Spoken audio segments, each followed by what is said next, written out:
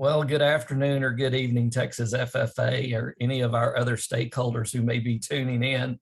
Unlike our Growing Our Future podcast, sometimes something just pops up on your radar screen and you say, I know just the person to talk to about that. And today's one of those days. I'm a firm believer that when you're proud of something, you want to share it. And I've had the pleasure of working with state officers for many, many years. And there's some that just come along that really just stand out.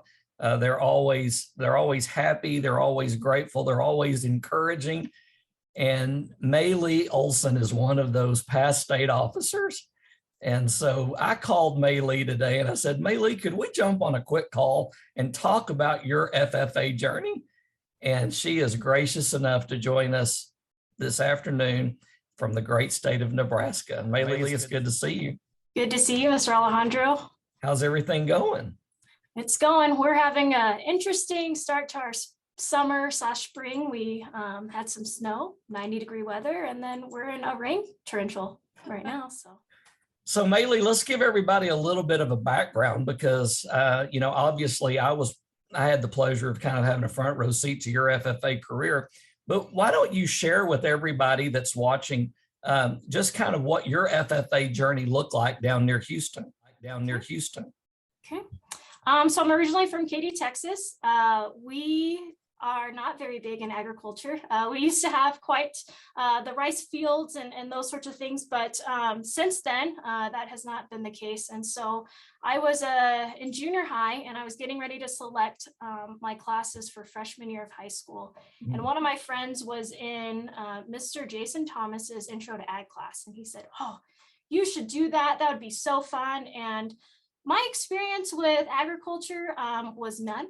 We would go to the Houston Livestock Show and Rodeo, and go to the concerts and maybe look around with the animals, but my mom wasn't really big into that lifestyle. So really just for the concerts and the turkey legs. And I said, I don't know, that sounds kind of weird. He's like, oh no, you'll love him. It'll be great. Fast forward, I tell my parents, they're like, oh, okay, thinking this is just going to be another one of my trends of swimming, dance, tennis camp, those sorts of things. Loved it. I fell in love with Mr. Thomas. He showed us a CEV video of the Creed, and that's the competition that I first competed in. And I'm super shy, and I know that's probably, you're going to laugh about that now for those who know me now, because that's not how I am, but I was just very much kept to myself, very quiet, and he changed my life, honestly. And I wouldn't be here without him. And 3 weeks after school started, my dad is writing a check for my first hog. And it's just been history ever since. I got last place at the Junior FFA Creed contest and cried the entire way home in his truck. And that's when I realized that, oh, I am actually competitive and I love this and I want to do it.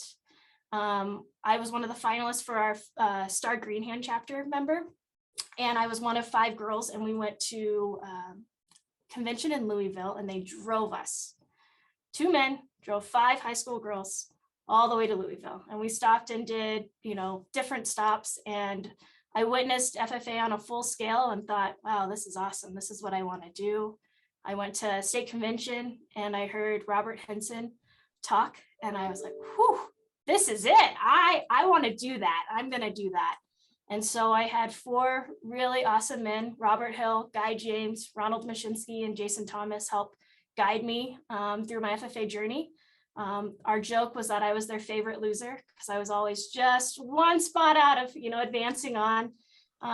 Cards aligned finally my senior year, and I was able to make some dreams a reality. And I am just so grateful for everything that the FFA organization has taught me. And you ran for state office. I did. I ran my senior year, so 2008, from Area 3. I sang a Miley Cyrus song because that's when she was big with Hannah Montana, and I made that rhyme with my name. It was not very good in singing. I do not do that on a regular basis anymore, but I was fortunate enough to get the bid from my district and then my area, and then that's where I had the pleasure of serving the organization for a year and getting to work with you for a year. Where you're headed.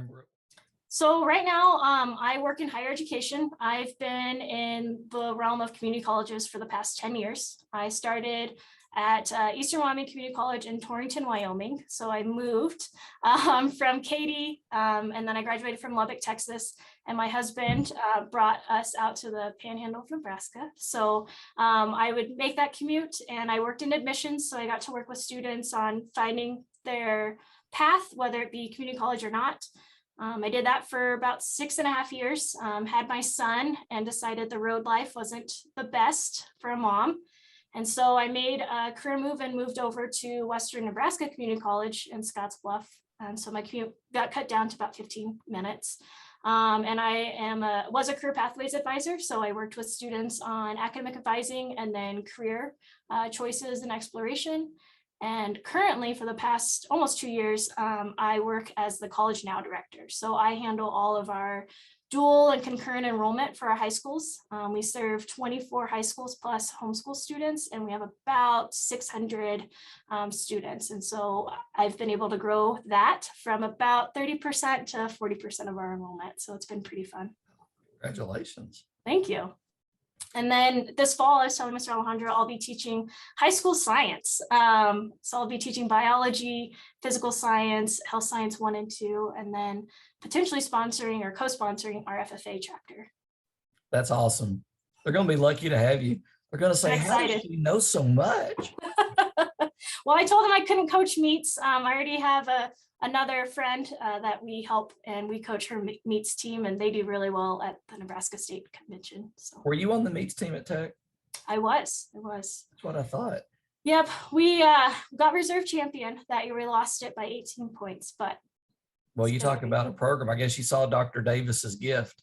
Oh, wonderful man. Wonderful man. Yeah, that's good stuff. Hey, so while we're on the topic, since you brought it up, give kids 3 tips to be successful getting into college and completing college. Yeah, you bet.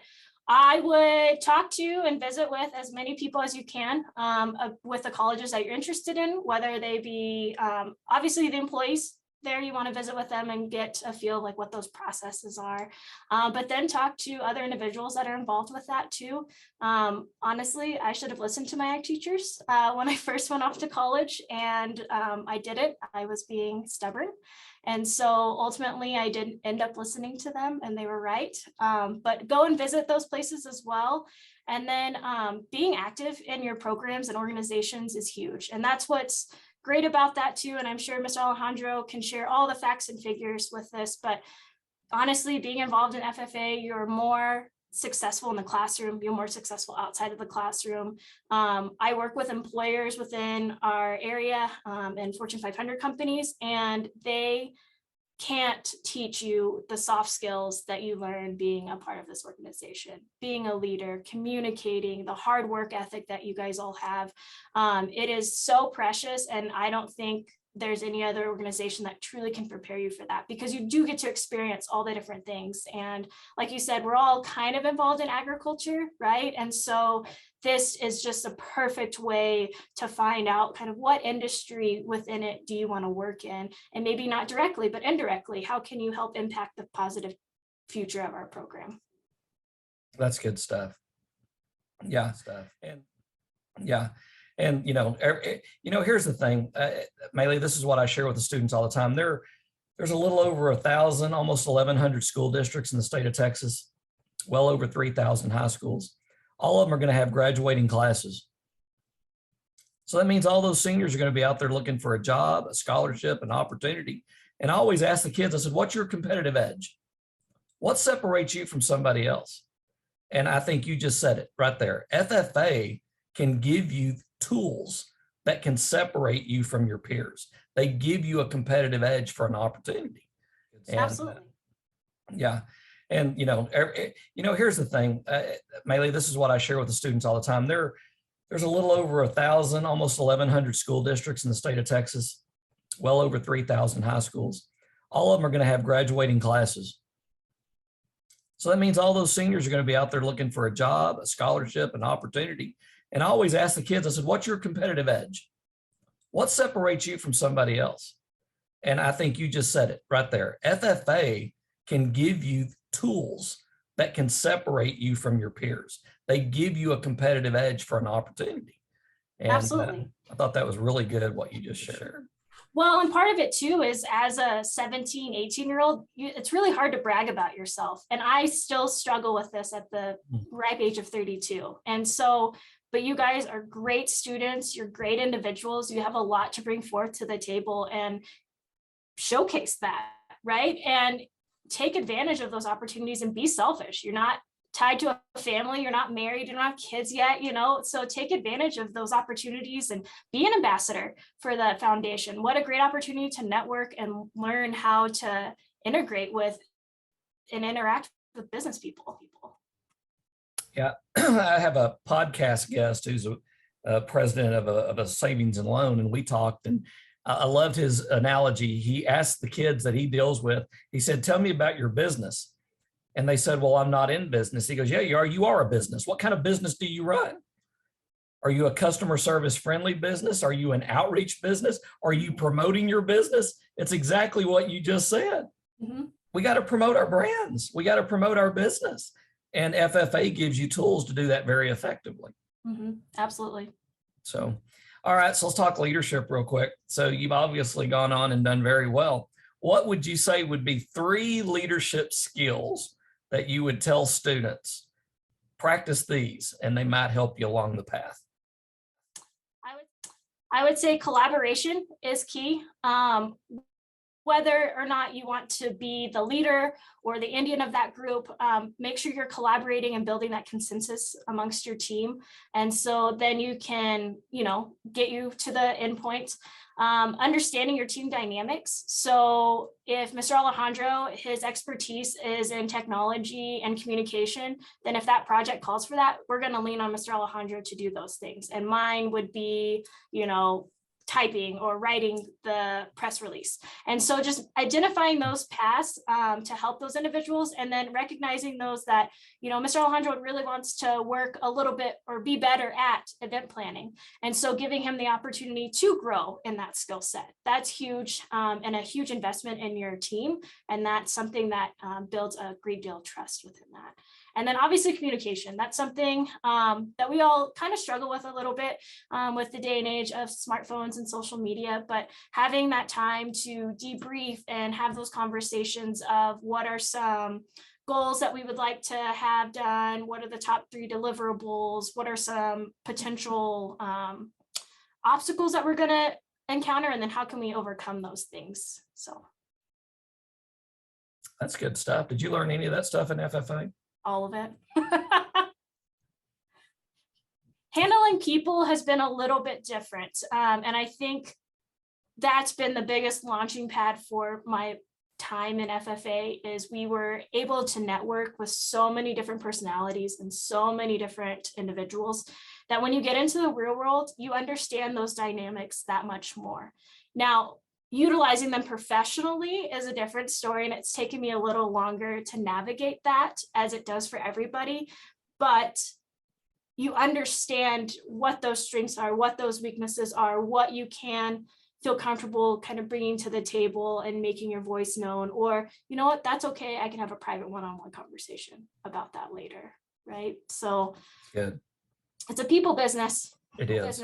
It is. I always tell people, successful people know a lot of people. Mm-hmm. Why? Because when you know a lot of people, you can problem solve quicker. When you know a lot of people, you can capitalize on an opportunity quicker. So by having an expanded professional network, you've positioned yourself for greater success and overcoming the odds. Absolutely. Absolutely. And you learned something along the way because you referred us to an individual, but you also picked up a little bit of what that individual is teaching us too. And that's power. And that means so much to the individual you're helping because you took that time to help me to get that answer. And you didn't just make up something, right? Well, that's awesome. Mai Lee, I appreciate you taking some time and your willingness to share. Again, spare of the moment, something came up this morning and I caught that we're wrapping up Asian American and Pacific Islander Heritage Month. And I said, why am I not talking to Mai Lee? why am I not talking to May? I got to call Mai Lee and talk to her. And Mai Lee, there's another gentleman that I want to reference in our interview today, because I had the pleasure in 1985 having lunch with him in Houston, Texas. And I remember I was sat next to an astronaut by the name of Ellison Onizuka. And I remember Ellison, I sat there and we talked, and he told me, he goes, now, Aaron, I want you to be watching for me in January. I'm going to be going up on the space shuttle. I'm going to be taking pictures of Halley's Comet. And I said, oh man, that's great. And in our office in Austin, we have a display, and there's actually a picture of Ellison Onizuka where on a previous shuttle mission, he wore the FFA logos on his jacket up in space. And so I'll never forget it. I was in Fort Worth, and I had just wrapped up at the Fort Worth Stock Show. And I was driving to East Texas to give a speech. And the news came on, and it said, ladies and gentlemen, we're saddened to report that the space shuttle Challenger has exploded, and the crew members included. And as they read those names, Ellison Onizuka was on that flight. And I just never forgot Ellison telling me, be watching for me. I'm going to be taking pictures of Halley's Comet. And I thought, it was an honor to say that I got to meet an astronaut. And when you talk about professional networking, it's been an honor for me to get to know Mai Lee. It's been an honor for me to know Ellison. And it's an honor to recognize y'all's contribution to the FFA, and to say thank you, and to challenge you to keep on doing what you're doing, because you're doing great things. And, Krista McCullough was on the Space Shuttle Challenger, and she was the teacher in space. And I'll never forget Krista's famous quote. She said, I touch the future, I teach. And that's what you do. You're going to touch the future because of what you've done. So again, I just want to say thank you for taking some time and being such a great example of the FFA. Of course, we're proud that you're a Texas FFA member, and keep doing good work, doing good things. And do you have any closing words for our members? I'm just forever grateful for the opportunities and the chance that my ag teachers took on me. Truly would not be where I am. I wouldn't have the professional life, my children, it's truly a domino effect of that. And I reflect on my time often. And I love that I can help the Nebraska FFA organization here with some local chapters, but Texas will always be number one in my heart. And I make sure that they know that Texas is number one. Well, we're sure proud of you. And as again, before we got on this call, we talked about how we stay connected through social media platforms, and how we both have enjoyed watching our families grow and watching our careers grow as well. So again, thank you for joining us. Keep on keeping on. And hopefully somebody picked up something today that'll just maybe make their FFA journey that much better. You bet. I'm so honored. Thank you, Mr. Alejandro. Hey, thank you.